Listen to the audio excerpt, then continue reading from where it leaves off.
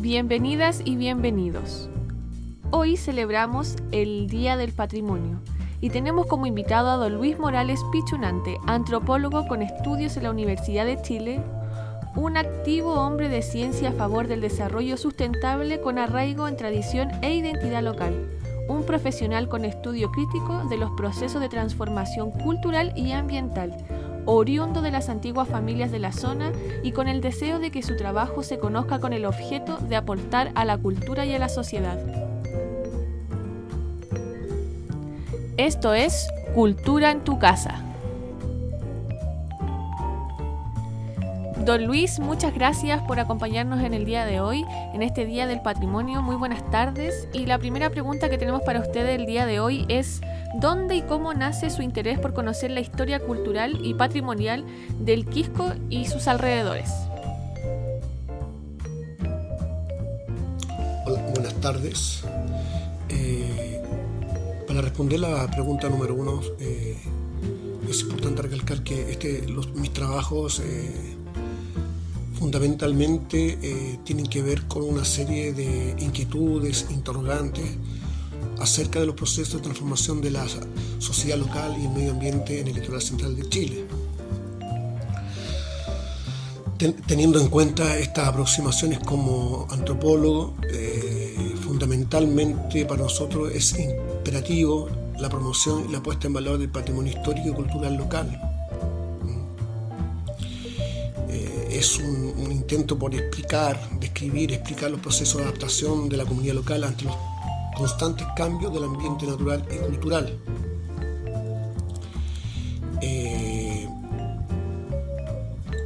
Sin duda que este trabajo apunta a eso y también apunta a dar cuenta del desarrollo de la historia y de la cultura para las generaciones que vienen, de cómo estos pueblos se formaron, cómo llegaron a ser lo que son, cuáles han sido sus personajes que han dado vida a esto. Son personas que han quedado inexorablemente a través del tiempo en el anonimato. Sin embargo, son los forjadores de estos parajes costinos y obviamente es un legado también para las generaciones venideras. Generar también nuestra propuesta conlleva un intento por fomentar el sentido crítico y reflexivo acerca de estos procesos de transformación. Por lo tanto, vemos que el mundo se modifica, el mundo se transforma y obviamente estas transformaciones son irreversibles. Por lo tanto, parte del legado de la tradición quedan en nuestro trabajo y en nuestras inquietudes. Muchas gracias, don Luis. Y bueno, también sabemos que una parte importante de tus audios se centra en la historia de los pueblos originarios que vivieron en el sector. ¿Qué nos podrías contar de ellos? ¿Cómo era la forma en que se organizaban? ¿Pertenecían al pueblo mapuche? ¿Cuáles eran sus principales tradiciones y creencias? Parte de nuestro trabajo tiene que ver también, como antropólogo, asociado también al tema arqueológico, con el tema precolombino en esta zona. Isla Negra, al igual que toda la costa del litoral de los Poetas, fue lugar de asentamiento de diversos grupos humanos precolombinos. La biodiversidad de los recursos existentes en la zona fue un elemento esencial para el desarrollo de la vida humana. Ejemplos de estos asentamientos precolombinos acá en la zona tenemos muchos: Laguna del Peral, Humedal del Yali, Quebrada Las Pétalas, desembocadura del río Maipo, Estero Yoyeo, Estero de Córdoba, Punta de Tralca, entre otros. Y también en Algarrobo se encuentran muchos sitios arqueológicos.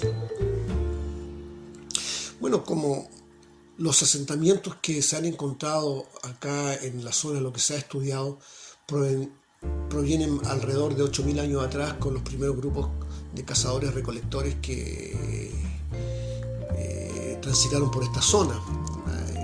Como lo hemos dicho, estos lugares eran el lugar perfecto para el desarrollo de la vida, por la diversidad que tenía estos lugares en cuanto a la fauna y la flora que existía, ¿ya? Y los recursos que existían acá.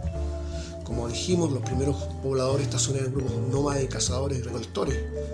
y se relacionaban a través de las relaciones de parentesco como elemento esencial de la organización social. Como todos los grupos, se adaptaron también a la vida de la costa, viviendo preferentemente en terrazas costeras, cerca de fuentes de agua. La gran variedad de recursos marinos facilitó la recolección de moluscos, crustáceos, y peces, entre otras especies. Con el tiempo, hace 3.000 años atrás, aparecieron nuevas formas de vida, nuevos habitantes que fueron impulsando el desarrollo de la agricultura y también de la alfarería, la cerámica, el cual se constituyó como elemento identitario de estos pueblos, ¿ya? Dentro de las investigaciones que se han llevado a cabo acá en la zona, se tipifican 3 grupos básicamente, y que tienen que ver con esto que nosotros denominamos a estos pobladores pristinos como la cultura de los conchales, porque todos tenían una cierta similitud y tenían que ver con el acopio de conchas, porque estas conchas, obviamente, la representación simbólica de amontonar estos vestigios no se significaba la evidencia de un estilo de vida o de un modo de subsistencia, sino que también significaba ser parte de un colectivo en común, de una identidad humana, de una identidad étnica, de una historia en común en un mundo lejano, salvaje, desconocido, en el cual se debía existir y dejar testimonio de esta existencia. Y por lo tanto, el recolectar concha, el hacer alfarería, daba cuenta de estas personas, de su existencia. Los primeros agroalfareros del periodo alfarero temprano se encuentran 800 a.C. a 1100 después de Cristo aproximadamente acá en la zona. Son denominadas las culturas de Yoyeo y Bato, que tenían muchas similitudes en realidad. Estos nombres son los que le dan los arqueólogos a estos grupos. Su raíz étnica se vincula a elementos culturales de la tradición y cosmovisión andina. Posee una vinculación étnica y cultural relacionada con la tradición Moy en el norte y con la tradición Pitreni y Vergene en el sur. Un horizonte cultural bastante amplio. Y dentro del sistema de creencias que tenían estas personas, adoraban a la naturaleza como tótem. Algunas de sus representaciones se observan en los motivos cerámicos. Por ejemplo, si nosotros vemos en la tradición alfarera Patio de Yoyeo, las formas de animales, las formas humanas y plantas simbolizan socialmente la adoración a la naturaleza. Tenían un sistema de creencia con arraigo en la cosmovisión andina, como lo he dicho. Adoraban, por tanto, a la naturaleza como el ente regidor de las personas y de la comunidad. También creían que los animales tenían ciertas cualidades, se veneraban como deidades, como tótem. También se veneraban los animales, los ríos animales, los animales, ríos, montañas, lagos. El sol, la tierra, la Pachamama, son las principales representaciones de estas deidades en el sistema de creencia andino. Y obviamente que estas personas seguramente cuando llegaron acá tuvieron alguna transmisión cultural con grupos asociados a la cultura mapuche, por lo que nosotros creemos que estos adoptaron también la lengua mapuche, así lo dice la toponimia de la zona.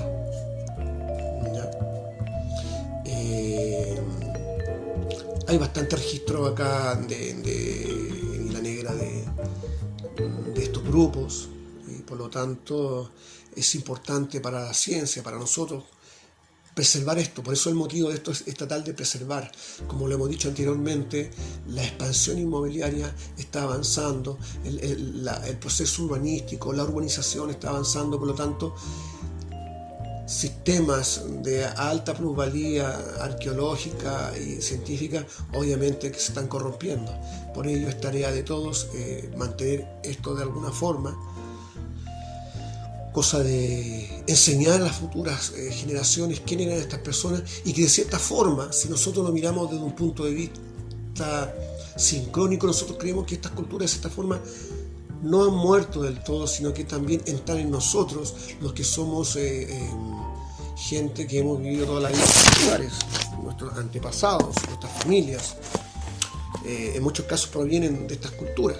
Por lo tanto, creemos que esto son parte de nosotros, por lo tanto, también tienen un legado histórico presente. Cabe recordar que Así es, don Luis, tienen un legado histórico que sigue presente. Y haciendo también un recorrido por el desarrollo de nuestra provincia y en particular del Quisco, ¿cómo se fue gestando el asentamiento en el sector? ¿Nos podría contar un poco de la historia de las primeras familias, las que vivían en el Quisco? ¿Cómo se transportaban? ¿Cuáles eran sus principales labores para subsistir? El poblamiento de estas localidades, por decirlo de alguna manera, que es la sociedad actual de estas localidades, surge primero con una conectividad importante con la llegada del ferrocarril a la localidad de Malvilla, por lo cual posibilitó de que muchas gente que estaba en Santiago, gente que tenía recursos, pudiera comprar tierras acá en esta zona. ¿Ya? Es importante la llegada de los terratenientes para el avance en el desarrollo de estas localidades. Si nosotros hacemos como una mirada más homologable, estas localidades tienen las mismas características, se van refundando cada una en su pueblo a partir de un modo de vida asociado a la tradición campesina, a la tradición triguera. Son las culturas trigueras que era el insumo más importante que tenían estas personas. El trigo era llevado en caravana hacia el valle de Casablanca, donde se realizaba donde se convertía en harina, en afrecho para los animales, en harinilla, etc. Por lo tanto, la gente vivía de la agricultura y también de la pesca. Recordemos que la gente, al estar acá a la orilla del mar, vivía de la pesca. ¿Ya? Las primeras familias que van llegando acá en esta zona son familias que vienen desde el Totoral y que se van acercando hacia la costa. En el caso del Quisco, la formación del Quisco es más heterogéneo. Son personas que a partir de 1929, la sucesión Aguirre del Azar empezó a sitiar el antiguo fundo, el Totoral, hacia la playa. Por lo tanto, el Quisco se va nutriendo de una población mucho más diversa, de pescadores que vienen de caletas adyacentes, como Quintay, Valparaíso, Quintero, etc. Por lo tanto, tenemos una formación mucho más amplia, donde también se van incorporando pequeños comerciantes, pequeños profesionales, que le van dando al Quisco una característica emergente muy importante y que se traduce en un avance muy rápido del Quisco. La fase agro en el Quisco pierde sentido, por lo tanto el Quisco pasa a ser un balneario muy prontamente y con mucha fortuna, porque es un balneario popular que se ha mantenido en el tiempo y que ha ido manteniendo su prestigio. Por lo tanto, el Quisco se desarrolla muy rápidamente si nosotros lo vemos con el Totoral, lo vemos con Isla Negra, incluso con el Tao. Recordar que son los primeros terratenientes, entre ellos Isidoro Duvorney, están también el doctor Prado en el Tao, la familia Celi, que son como los artífices del camino que unió el litoral central. Por lo tanto, el litoral central, a partir de 1940, con el camino ya conectado, surge muy espontáneamente. Eso básicamente con las formaciones de estos pueblos. Son pueblos agrícolas que tuvieron como gran cambio el camino, y también la plantación de eucaliptus, que le dieron otra forma y con ello también termina una tradición agrícola. La tradición forestal termina con la tradición agrícola, por lo tanto la gente ya va perdiendo cierto sentido de la tradición campesina. Y obviamente hoy en día vemos que ya de aquello va quedando muy poco, de la tradición agro acá en la zona del Totoral quedan algunos elementos. En Cartagena se ve todavía San Sebastián, pero en definitiva ya estos son balnearios, prototipo de balnearios ciudades. Y en base a todos sus conocimientos antropológicos, ¿nos podría comentar, según su criterio, cuál cree usted que son los principales elementos simbólicos que definen el desarrollo identitario de nuestra comunidad? ¿Cuáles son los principales elementos que hacen a las personas del Quisco identificarlas como tal? Respecto de la pregunta número 4, al tema identitario, es un tema mucho más amplio, más complejo de desarrollar, en virtud de que la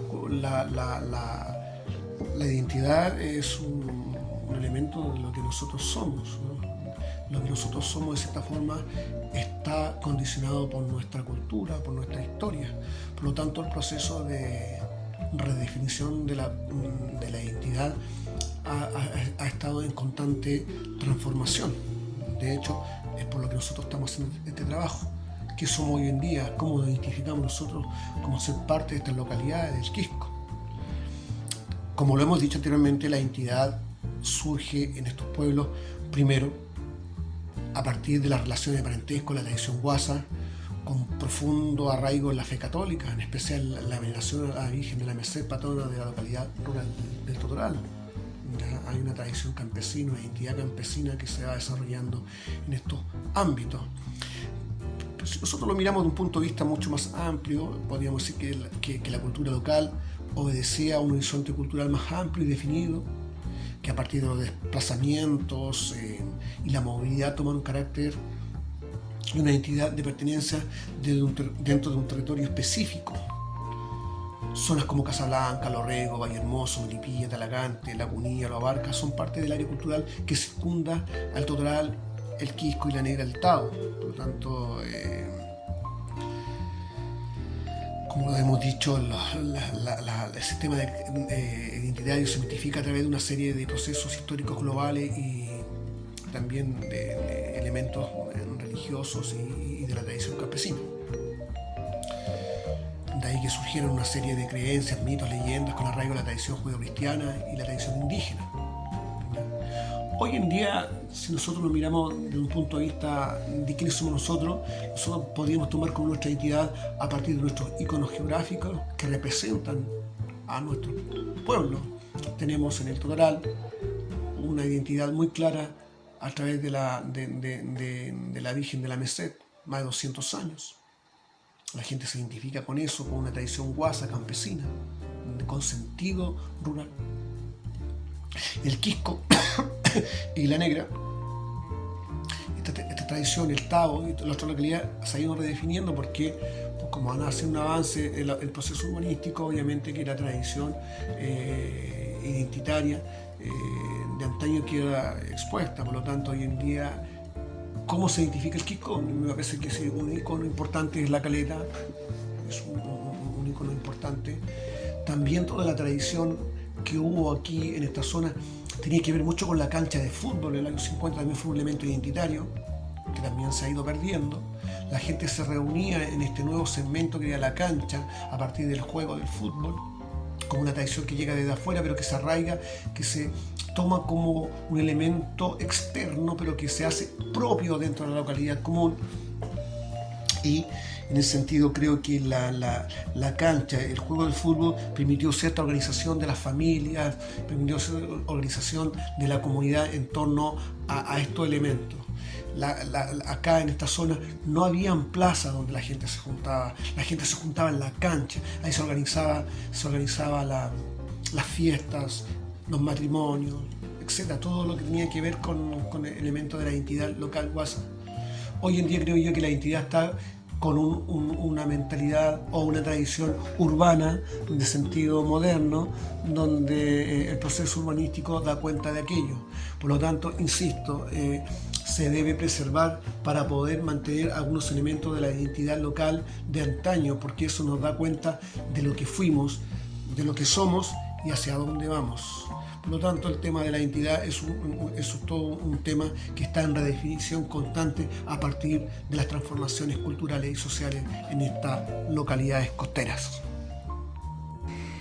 Don Luis, ¿sí nos podría contar un poco de sus trabajos, de todos sus libros, y si actualmente se encuentra escribiendo algo nuevo para que nos pueda comentar y contarle también a la comunidad? Localidades costeras. Bueno, con respecto a mis trabajos realizados, estos son 3. El primero es una novela, una ficción ambientada en el norte, en la pampa del Tamarugal, y también es una novela antropológica, histórica, pero que da cuenta de un proceso histórico y de personajes en busca de los verdaderos secretos de la vida en el norte, de un personaje de nombre Joaquín, que piensa que los verdaderos secretos de la vida no están en el pragmatismo, sino que en las ilusiones, en las quimeras, en las utopías. Por lo tanto, un personaje que cuando llega a la realidad obviamente empieza a sufrir los calvarios del pragmatismo, se convierte en un Quijote, donde también pierde su razón. Y obviamente da cuenta un poco de lo que nosotros llevamos a nosotros mismos, de lo iluso que muchas veces podemos ser, de lo egoísta que podemos ser y lo individualista, parte de nuestra esencia cultural moderna. El segundo trabajo, es un trabajo reciente, en 2018. Fue un trabajo que realicé para la Municipalidad de Algarrobo. Tuve que hacer una identificación de patrimonio cultural arqueológico, de lo cual nosotros publicamos un texto haciendo una caracterización de los sitios arqueológicos más importantes de Algarrobo, dándole vida, esencia a las personas, su forma de vida, etc., como lo hemos explicado anteriormente. Hablamos de las culturas yoyeo, de la cultura bato, de la cultura aconcagua, que son parte de nuestro legado y que obviamente es un trabajo importante, sobre todo en el contexto educacional, patrimonial. Es importante que esto pueda llegar a los colegios, que pueda llegar de cierta forma a la población, para que podamos tener una conciencia mayor de nuestro medio ambiente, de nuestro antepasado y de nuestra cultura material. El tercer trabajo es reciente y es lo que nosotros venimos señalando anteriormente, que es la historia de estos pueblos, la historia de Isla Negra, del Tao, del Quisco, Algarrobo, y que dan cuenta, como lo hemos dicho ya en otras ocasiones, es un proceso histórico y cultural en marcha y en redefinición. Me gustaría destacar un capítulo que tiene que ver con la leyenda de la princesa, que de cierto modo es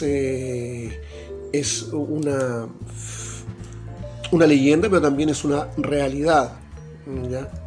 Hay contextos históricos muy importantes en este pasaje. Me gustaría contarle un poco. Recordemos que la llegada de los españoles a la zona fue muy temprana. En 1536 el conquistador español Alonso Gómez de Alvarado y Contreras, el cual apodaban el Viejo, acompañaba a la comitiva de Diego Almagro en la expedición a Chile, siguiendo el camino costero de los Incas, entre los Mirimaes de Quillota y Talagante. Posiblemente desalentado ante el tortuoso camino recorrido para llegar a Chile y la falta de riquezas de oro, Almagro decidió quedarse en el Valle de la Aconcagua, enviando a Gómez Alvarado con una comitiva de 70 jinetes y 20 infantes con la misión de explorar la costa hacia el sur. Como sabemos, los españoles saqueaban todas las aldeas que habían, robaban, violaban mujeres, las vendían para el regreso al Perú. Por lo tal, los habitantes, los aldeanos que vivían en el estero Marga Marga, estaban cansados los españoles y les dijeron que al sur, al llegar a la laguna Yep Yep, que es la actual laguna de Córdoba, o la ex laguna de Coro, porque ya no existe la laguna como tal, habría mucha riqueza en la zona, sobre todo en el Quisco y Algarrobo, donde habrían hermosas mujeres, persuadidos por los aldeanos, por los nativos. Los españoles, con la comitiva de Alvarado, emprendieron un viaje hacia el sur. Luego de llegar a la cercanía de la localidad de Lagunilla, emprendieron rumbo hacia la costa siguiendo la ruta que tenían los indígenas a través del incipiente afluente del estero de Córdoba. Recordemos que este estero comienza en Lagunilla, es un brazo del Rosario, del estero del Rosario, y Carvajal. Siguiendo esta ruta que tenían los indígenas, que la utilizaban para el comercio, ellos decidieron viajar por ahí y llegar a la costa. Obviamente que llegaron al Totoral y luego se encontraron en la meseta a orilla del estero Córdoba, donde posiblemente lograron ver el mar y de algún modo bajaron la meseta por el Totoral Viejo, llegando a la laguna de Yeyep. Posiblemente ahí se encontraron, existen registros también en las iglesias más antiguas, de grandes familias indígenas que vivían en este tiempo. A la llegada de los españoles también existían, como eran las familias de los Huenchuni y Millacura, provenientes de Melipilla y el Valle de Puangue.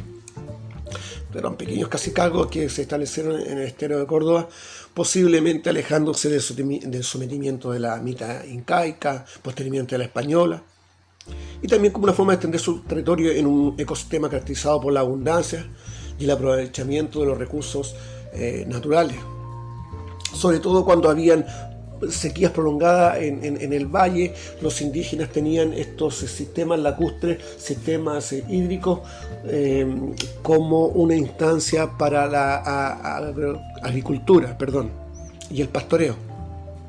Por lo tanto, Laguna Yeyep o Laguna de Córdoba fue un elemento importante, de gran población. ¿Ya? Rumbo a El Quisco y Algarrobo se encontraron con una hermosa playa en El Quisco, pero no encontraron bellas mujeres, no encontraron riqueza. Con lo único que se encontraron fue con chozas de pescadores changos que se establecían ahí, y nace ahí esta leyenda donde supuestamente los españoles habrían querido raptar a las mujeres indígenas. Persuadida de aquello, la princesa del lugar, la hija del patriarca del lugar, habría decidido que todas las mujeres se tiraran al mar para no caer en manos de los españoles, siendo ella la última en lanzarse al agua desde la piedra. Pero cuando ella se iba a lanzar, justo quedó atrapada en la roca un pie de ella, y ahí quedó para siempre la huella de la princesa del Quisco, por lo cual se llama la piedra de la princesa, y también nace esta leyenda que es, como les digo, un poco ficción y un poco realidad. Es importante ver este anecdotario, también dar cuenta de esto, de cómo nosotros de cierta forma en esta zona también somos hijos de esta prole mestiza. Definitivamente es un aporte para la cultura local, y lo creemos recomendable, sobre todo para el contexto en el ámbito educacional. Eso sería por cuanto lo que yo estoy haciendo ahora. Estoy haciendo esta compilación de estos trabajos, y obviamente vamos a tratar de editar estos 3 trabajos simultáneamente. Muchas gracias. Muchas gracias, don Luis. Y como última pregunta, este fin de semana se celebra el Día del Patrimonio Cultural. ¿Cuál cree usted que son los elementos más importantes que tiene nuestra comuna en materia de patrimonio cultural?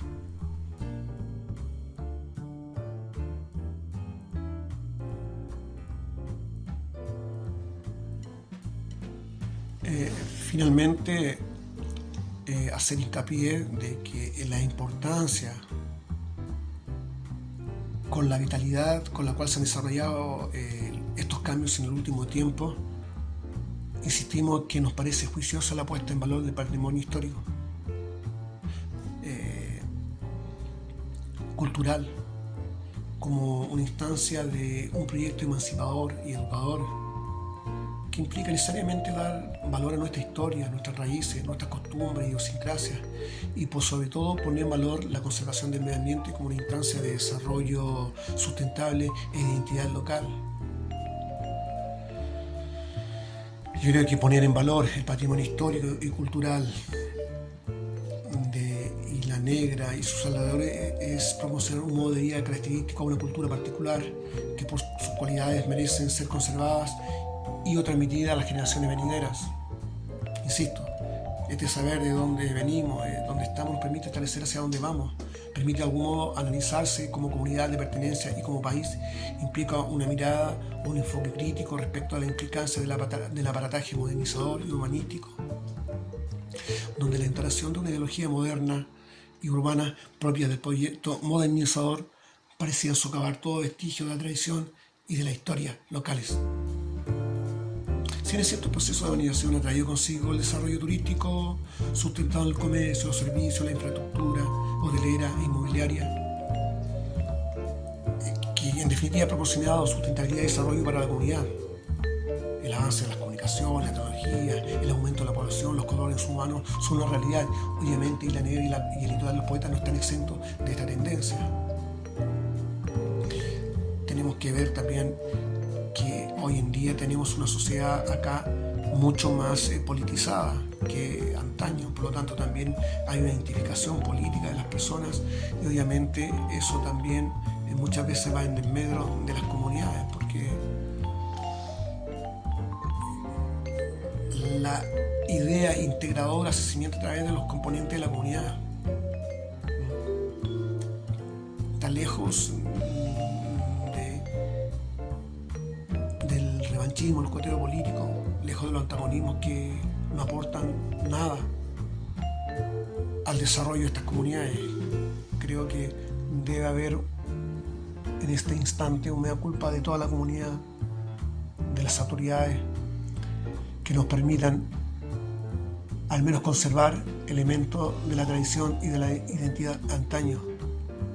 No quiere decir que todo lo moderno esté mal, no es eso, sino que también debe haber un espacio para la tradición, un espacio para la identidad cultural, un espacio para el medio ambiente, un espacio para el desarrollo de nuestra gente, de nuestra comunidad, para la gente sin historia. Gracias. Agradecemos a Luis Morales Pichunante, que nos acompañó en esta entrevista, en donde pudimos repasar por el desarrollo de los pueblos originarios de la comuna, así como también de la historia de los primeros asentamientos y familias de ella. Muchas gracias, don Luis, por acompañarnos. Es muy importante para nosotros el haber compartido esta instancia, y les recordamos a toda la comunidad que también el día de hoy, como celebrando el patrimonio cultural, tenemos 3 actividades. Una entrevista con Andrea Leighton, que es artesana de la comuna, una entrevista con las bordadoras de Isla Negra, y además esta entrevista que tenemos con don Luis Pichunante, que todo va a estar en nuestro canal de YouTube. Suscríbase, búsquenos en nuestro canal Centro Cultural Camilo Mori y suscríbase. Muchas gracias, que esté muy bien, y esto fue Cultura en tu Casa.